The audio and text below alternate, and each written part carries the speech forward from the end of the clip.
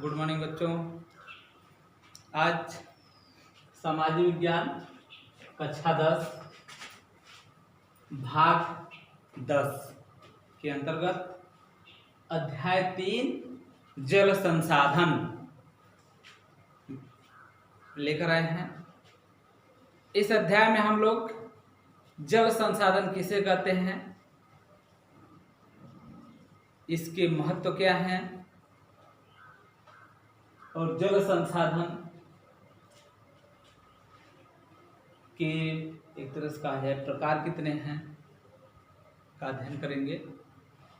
तो आप आइए आगे देखते हैं। जल संसाधन अध्याय का नाम है। संसाधन जैसा कि बताया गया, प्रकृति में पाए जाने वाली इन सभी वस्तुओं का उपयोग जब मानव अपने जीवन के लिए करने लगता है तो वह संसाधन बन जाता है उसके लिए। तो जल का भी उपयोग मानव कई तरीके से अपने जीवन में करता है। जल पीने के अलावा अन्य बहुत तरीके से मानव जीवन को उसके कार्यों में सहायता प्रदान करते हैं। इसलिए जल संसाधन के रूप में जल को जाना जाता है। जल संसाधन का अर्थ और जल संसाधन का अर्थ, जैसा कि हम सभी लोगों को पता है कि जल ही जीवन है। जल के ऊपर ही सभी प्रकार के जीव जंतुओं का आश्रय है। या जल के अभाव में सभी जीवित प्राणी जो हैं एक दिन मृत्यु को प्राप्त कर सकते हैं। इसलिए जल को बहुत ही या जल के उपयोग को बहुत ही सोच समझकर करना चाहिए। इसके एक एक बूंदों को बहुत ही सोच समझकर खर्च करना चाहिए। इसे व्यर्थ होने से बचाना चाहिए, इसे दूषित होने से बचाना चाहिए। पृथ्वी के भूतल पर ठोस द्रव तरल के रूप में उपलब्ध जल को जल संसाधन कहते हैं। नहीं, पृथ्वी के ऊपर ठोस के रूप में अर्थात बर्फ के रूप में, द्रव के रूप में, तरल के रूप में अर्थात द्रव के रूप में, वाष्प के रूप में, भाप के रूप में जो हमारे वायुमंडल में मिले हुए हैं, इन सबको मिला करके जल संसाधन कहा जाता है। कुल जल का पृथ्वी पर जितना भी जल उपलब्ध है, इन सभी में पूरा का पूरा जल पीने योग्य नहीं होता। इस जल का बहुत छोटा भाग, पृथ्वी पर जितने भी जल है सभी रूपों में, चाहे वो द्रव रूप में हो, चाहे ठोस रूप में हो, चाहे वाष्प रूप में हो, इन सब को मिला करके पूरे जल का बहुत छोटा भाग हम पीने के रूप में प्रयोग में लाते हैं, या जिसे कहा जाए मीठे जल के रूप में उसका उपयोग करते हैं। कुल मिलाकर पृथ्वी पर पाया जाने वाला अधिकांश जल, लगभग 97.5% जल पीने योग्य नहीं है। सिर्फ 2.5% जल, 2.5% जल ही पीने योग्य है, जिसे हम मीठा जल कहते हैं। बाकी जो जल है वो महासागरों में, समुद्रों में पड़े हुए हैं, जो कि खारे हैं। खारा होने के कारण वह मानव जीवन के खाने पीने के रूप में उपयोग में नहीं लाया जाता। खारा होने के कारण इस जल का उपयोग सिंचाई के रूप में भी नहीं किया जा सकता। इसलिए कहा जाए कि कुल जल 97.5% जल खारे पानी के रूप में समुद्रों में है, और उन सभी जलों में 2.5% जल ही ताजे पानी के रूप में कहा जाए या मीठे जल के रूप में है, जो नदियों में है, तालाबों में है, भूमि के नीचे हैं और हिम ग्लेशियर के रूप में पर्वतों पर हैं, ध्रुवों पर है, चट्टानों के रूप में या बर्फ के रूप में 2.5% जल ही है। और इस जो मीठे जल है, जो 2.5% जल है, इसका अधिकांश भाग ध्रुवों पर बर्फ के रूप में जमे हैं, ऊंची ऊंची पर्वत चोटियों पर जमे हुए हैं। इसका 2/3 भाग समझ लीजिए ध्रुवों पर हैं और चोटियों पर है। इसके मीठे जल का बहुत थोड़ा भाग जल जो कि भूमि के नीचे है, वही जल हम लोग पीने के रूप में, खाने के रूप में प्रयोग में लाते हैं। थोड़ा बहुत जल नदियों के माध्यम से जो रहता है उसका उपयोग सिंचाई के रूप में किया जाता है। नदियों पर बांध बनाकर उससे यातायात, मत्स्य पालन, बहुउद्देशीय परियोजनाएं, इन सब का प्रयोग किया जा रहा है। तो इस तरह से हमने देखा कि जल संसाधन पृथ्वी पर कितना है और उसका कितना भाग हम प्रयोग में लाते हैं। तो देखा जाए तो पृथ्वी पर 2/3 भाग जल है, 1/4 भाग, या एक कहा जाए 2/3 भाग जो जल का विस्तार है, बस 1 भाग ही स्थल मंडल है। इतने भारी जलीय क्षेत्र होने के बावजूद भी इसका प्रयोग, इस जल का प्रयोग या इस जल के बहुत थोड़े भाग का प्रयोग हम पीने ला के रूप में उपयोग में लाते हैं। इस थोड़े भाग के जल का उपयोग मानव बिना सोचे समझे तरीके से कर रहा है कि यह थोड़ा सा जो जल है वो भी प्रदूषण का शिकार हो गया है।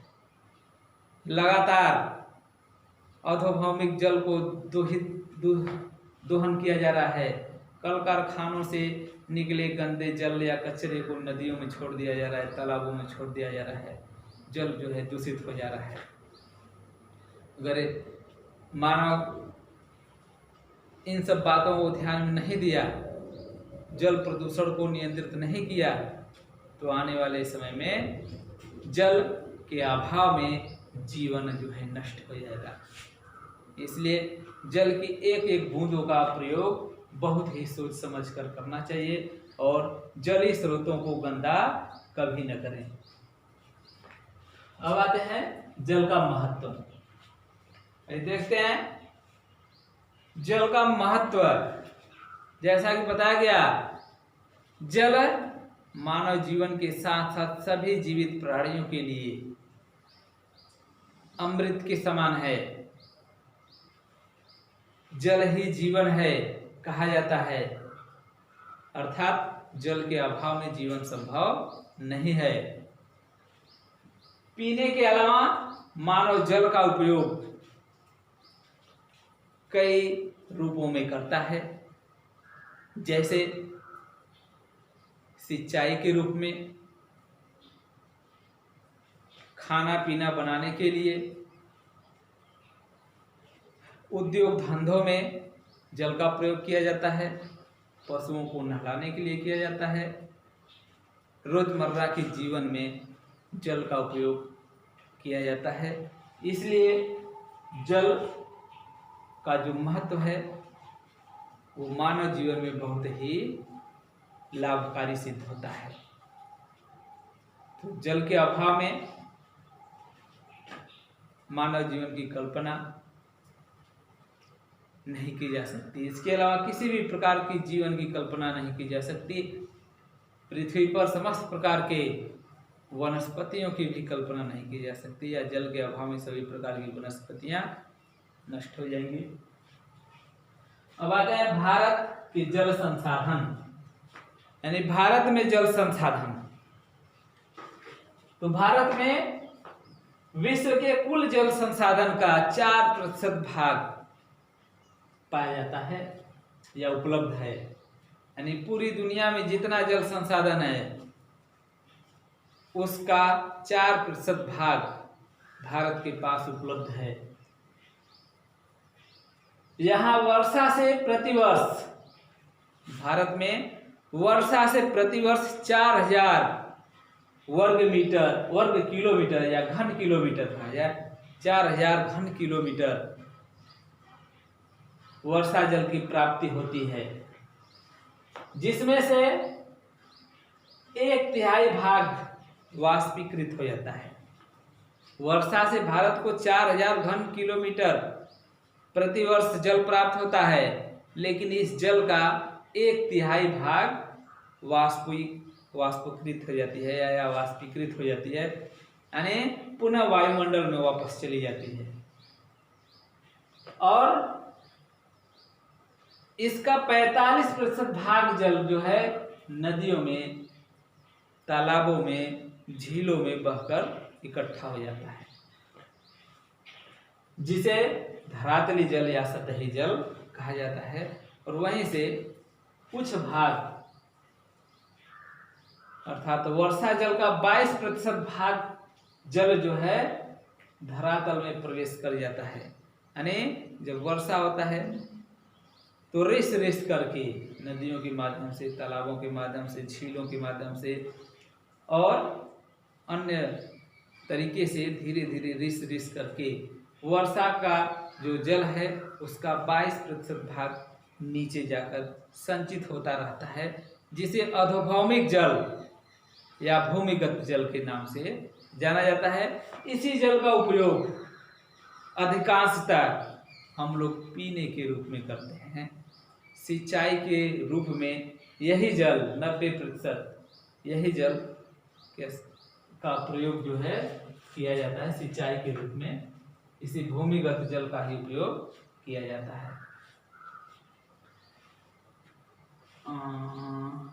अब आते हैं जल के स्रोत, भूमिगत जल के स्रोत। भूमिगत जल के स्रोत अभी हमने बताया कि वर्षा का जो जल है वो रिस रिस करके जमीन के नीचे जाता रहता है, जो कि इकट्ठा होता रहता है और वही एकत्रित जल पीने के लिए और सिंचाई के रूप में लाया जाता है। सिंचाई के रूप में 60% जल, पहले 90 बता दीजिए इसके लिए, सॉरी, 60% जल सिंचाई के रूप में प्रयोग में लाया जाता है। अब संपूर्ण जो जलीय भाग है इसका स्रोत क्या है, या भारत में पाए जाने वाले जो जल हैं उसका स्रोत क्या है, अर्थात कहाँ कहाँ से हमको जल प्राप्त हो सकता है। तो जल के स्रोतों को 3 भागों में बांटा गया है। पहला है महासागरीय जल, दूसरा है स्थलीय जल, तीसरा है भूमिगत जल। महासागरीय जल जो कि महासागरों में विद्यमान है। हमारा देश भारत 3 तरफ से महासागरों से घिरा हुआ है या 3 तरफ से समुद्रों से घिरा हुआ है। इसके दक्षिण में हिंद महासागर, पश्चिम में अरब सागर, पूरब में बंगाल की खाड़ी, अर्थात 3 तरफ से यह सागरों से घिरा हुआ है। इसलिए भारत महासागरीय जल का समुचित उपयोग करता है। महासागर जैव मंडल का एक अभिन्न अंग है। महासागरों में विभिन्न प्रकार के जीव जंतु विद्यमान हैं जो सागरीय परितंत्र का निर्माण करते हैं, जहां से बहुत सारे कीमती दुर्लभ प्रजाति के जीव जंतु देखने को मिलते हैं। इसके अलावा महासागरों से मत्स्य व्यापार भी किया जाता है। महासागरों के द्वारा हम यातायात के साधन से एक देश से दूसरे देश को आसानी से व्यापार भी कर लेते हैं। मानव जीवन के लिए यह महासागर जो है बहुत ही उपयोगी है।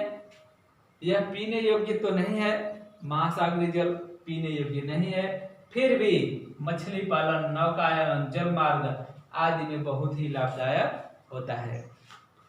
महासागरीय जल पीने लायक नहीं है, इसके अलावा भी अनेक तरीके से वो हमारे लिए बहुत ही उपयोगी है।